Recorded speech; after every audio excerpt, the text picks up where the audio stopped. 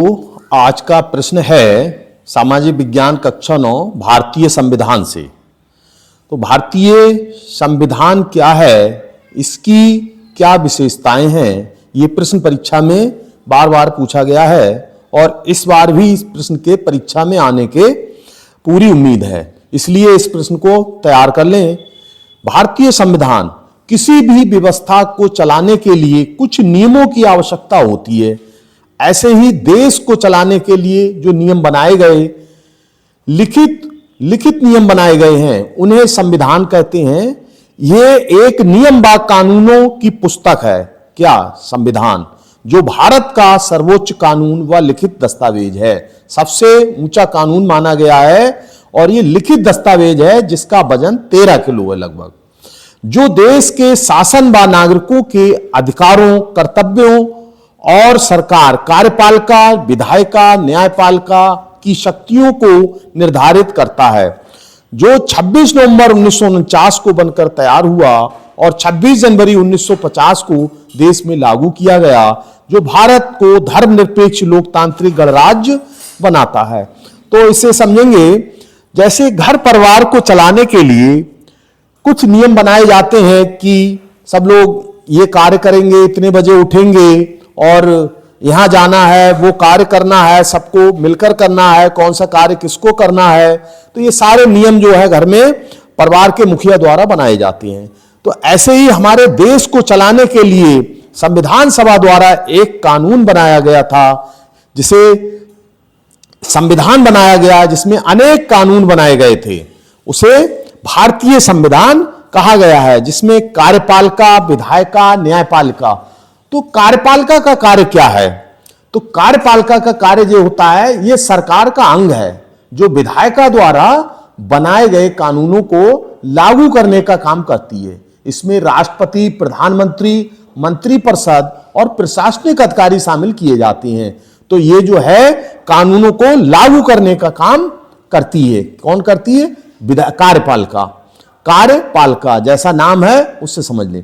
अगला है विधायिका। विधायिका ये भी एक सरकार का अंग, यानी प्रतिनिधियों का है, जो कानून बनाने का व उसमें संशोधन करने का कार्य करती है। समय समय पर कानूनों में संशोधन भी किए जाते हैं, क्योंकि हो सकता है किसी भी कानून या नियम की इस समय आवश्यकता है और भविष्य में उसकी आवश्यकता महसूस ना की जाए। क्यों? वैश्विक व्यवस्था के अनुसार चलना पड़ता है, तो उसमें संशोधन की भी आवश्यकता होती है और देश में उसके साथ समय समय पर संशोधन भी कानून में किए जाते हैं। तो ये सारे कार्य कौन करती है? ये विधायिका करती है। नीतियों को इत्यादि का नियंत्रण करना, ये सब काम करती है, निर्माण करना। अगला है न्यायपालिका। तो न्यायपालिका का कार्य क्या होता है? न्यायालय जो है स्वतंत्र प्रणाली है, जो नागरिकों के मौलिक अधिकारों की रक्षा करती है और ये केंद्र व राज्य के विवादों का समाधान करती है। केंद्र व राज्य में कभी कभी विवाद की स्थितियां उत्पन्न हो जाती हैं सरकारों में, तो ऐसी स्थिति में अपना हस्तक्षेप करके या न्याय देकर न्यायपालिका इसे सुलझाने का कार्य करती है।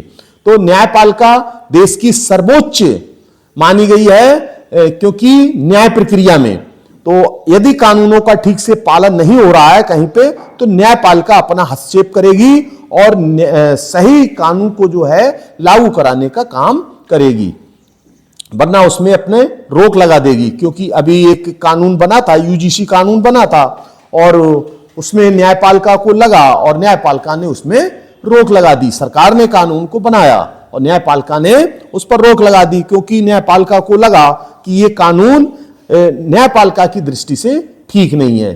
तो ऐसी स्थिति में न्यायपालिका अपना निर्णय देती है। अगला इसमें है संविधान से जुड़ी कुछ महत्वपूर्ण बातें हैं। तो संविधान से जुड़ी महत्वपूर्ण बातें हैं, जैसे संविधान किसने लिखा? पहली बात हो गई, संविधान किसने लिखा?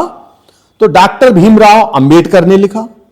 अगला प्रश्न बनता है इसमें, संविधान सभा की पहली बैठक कब हुई?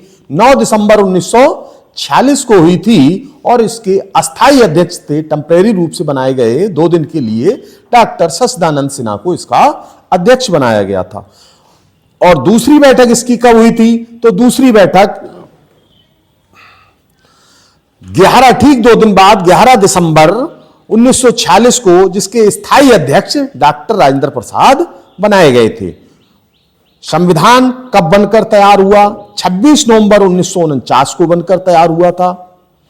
संविधान बनाने में कितना समय लगा? 2 वर्ष 11 माह 18 दिन का समय लगा था संविधान बनाने में।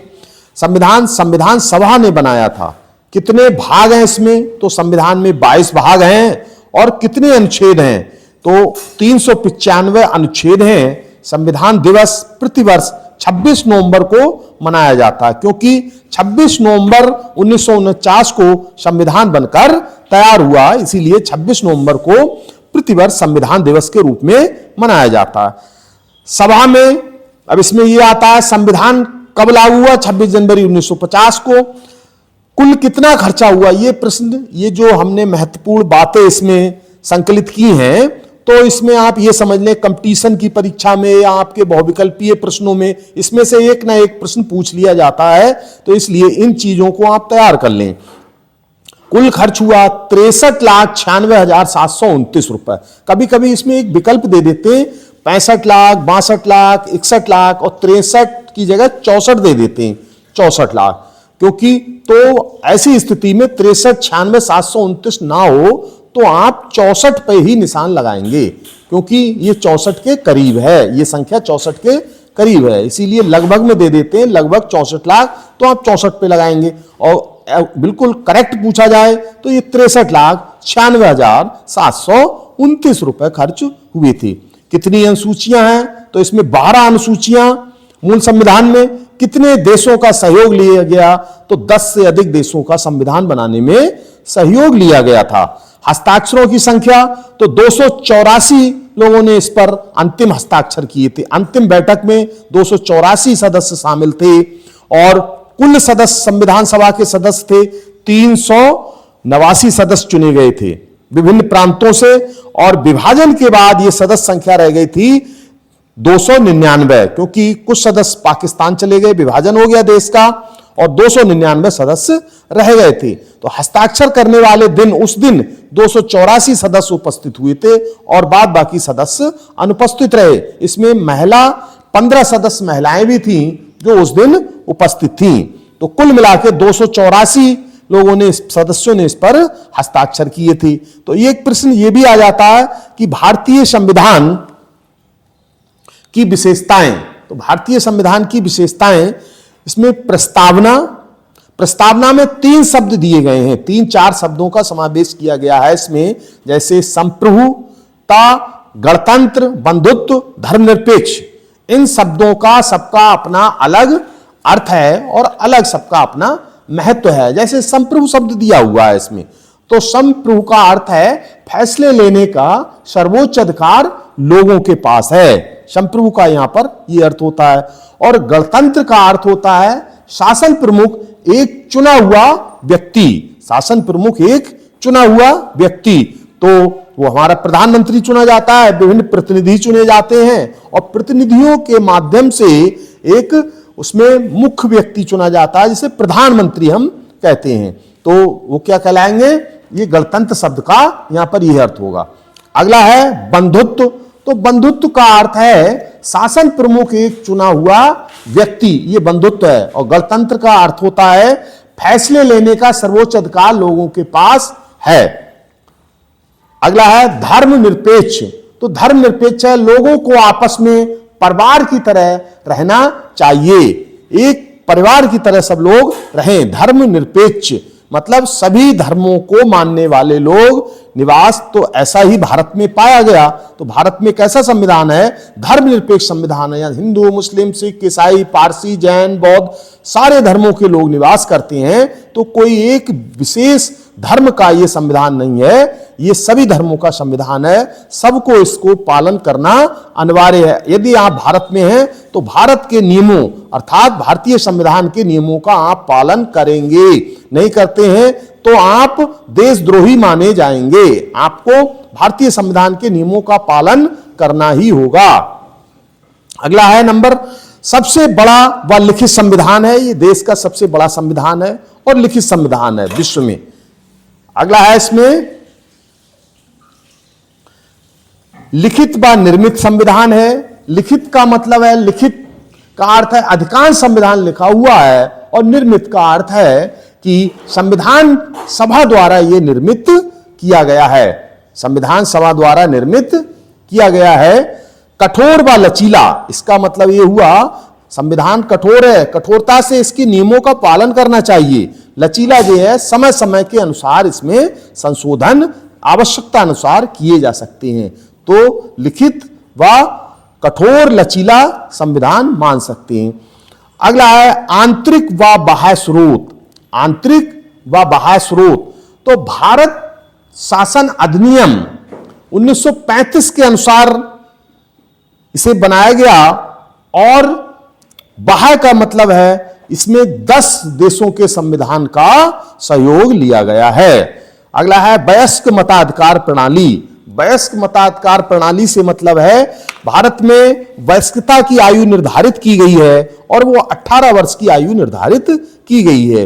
तो इसमें वयस्क व्यक्ति ही वोट डाल सकता है और प्रतिनिधि चुनाव में भाग ले सकता है, और अवयस्क लोग हैं वो इसमें चुनाव में भाग 18 वर्ष से कम के व्यक्ति नहीं ले सकते। ये भी इसकी एक विशेषता है। अगला संविधान सर्वोच्चता है। संविधान सबसे उच्च है, सर्वोच्च है। अगला एकल नागरिकता, एकहरी नागरिकता का प्रावधान हमारे देश में है। भारतीय संविधान में दोहरी नागरिकता का प्रावधान नहीं दिया गया कि आप दूसरे देश की नागरिकता ले लें और भारत की भी नागरिकता ले लें, ऐसा हमारे देश के संविधान में कहीं भी वर्णित नहीं है। अगला इसका पॉइंट आता है केंद्र व राज्यों के मध्य शक्तियों का बंटवारा किया गया है, कि केंद्र को कौन से, केंद्र के अंतर्गत कार्य आते हैं और राज्य के अंतर्गत कौन से कार्य आते हैं, इन शक्तियों का बंटवारा किया गया है। अगला है नागरिकों को 6 मौलिक अधिकार दिए गए हैं। वो 6 मौलिक अधिकार हैं, स्वतंत्रता का अधिकार, समानता का अधिकार, और इस तरह से 6 मौलिक अधिकार दिए गए हैं। तो वो नागरिकों के मौलिक अधिकारों की रक्षा भी करता है और उन्हें मौलिक अधिकार प्रदान करता है। अगर कई मौलिक अधिकारों का हनन हो रहा है तो न्यायपालिका जो है वो उसका सुरक्षा करने का काम करेगी। अगला है हमारे देश की एक संसदीय प्रणाली है। संसदीय प्रणाली में 2 सदन हैं, एक तो लोकसभा और एक राज्यसभा। लोकसभा सदन का निम्न सदन है, संसद का निम्न सदन है, ये चीज ध्यान रखना, और राज्यसभा संसद का उच्च सदन है। उच्च सदन जो है वो स्थायी होता है, कभी भंग नहीं होता, उसके सदस्य रिटायर हो जाते हैं और नए सदस्य चुनकर आ जाते हैं, जबकि लोकसभा 5 वर्षों के बाद ये भंग हो जाती है और दोबारा इसका चुनाव होता है। तो संसद के यदि सदन पूछे जाएं तो आप 2 लिखेंगे, लोकसभा और राज्यसभा, और यदि संसद के जो है अंग पूछे जाएं तो आप 3 अंग लिखेंगे, लोकसभा, राज्यसभा और राष्ट्रपति। राष्ट्रपति भी संसद का अंग है। और इसमें लोकसभा जो है वो कैसा सदन है, अस्थाई सदन है, ये 5 साल बाद भंग हो जाती है, 5 साल बाद सदन। और राज्यसभा एक स्थायी सदन है, ये भी पूछा जाता है, और राज्यसभा उच्च है, लोकसभा निम्न है। ये चीजें इसमें से पूछ ली जाती हैं, उन्हें ध्यान रखेंगे आप। अगला है इसमें स्वतंत्र न्यायपालिका जो संविधान की रक्षा करती है। तो न्यायपालिका कैसी है, स्वतंत्र है, जो संविधान की रक्षा करती है। एक बात इसमें जो आई थी, संविधान 26 जनवरी 1950 को ही क्यों लागू किया गया था? तो संविधान 26 जनवरी 1950 को इसलिए लागू किया गया था कि इस तिथि के लिए चुना गया, क्योंकि जब 26 नवंबर 1949 को बनकर तैयार हो गया तो 50 को क्यों लागू किया गया था? क्योंकि 26 जनवरी 1930 को भारतीय राष्ट्रीय कांग्रेस का अधिवेशन हुआ, उसमें पूर्ण स्वराज घोषित किया गया था। पूर्ण स्वतंत्रता, पूर्ण स्वराज का अर्थ है पूर्ण स्वतंत्रता या संपूर्ण सुशासन, ब्रिटिश शासन से मुक्त होकर अपना शासन चलाना। तो इसीलिए ये तिथि संविधान की चुनी गई थी और इसी तिथि को संविधान लागू किया गया था। तो ये आपका प्रश्न होता है, ये पूरा प्रश्न एक बार में आप देख लें।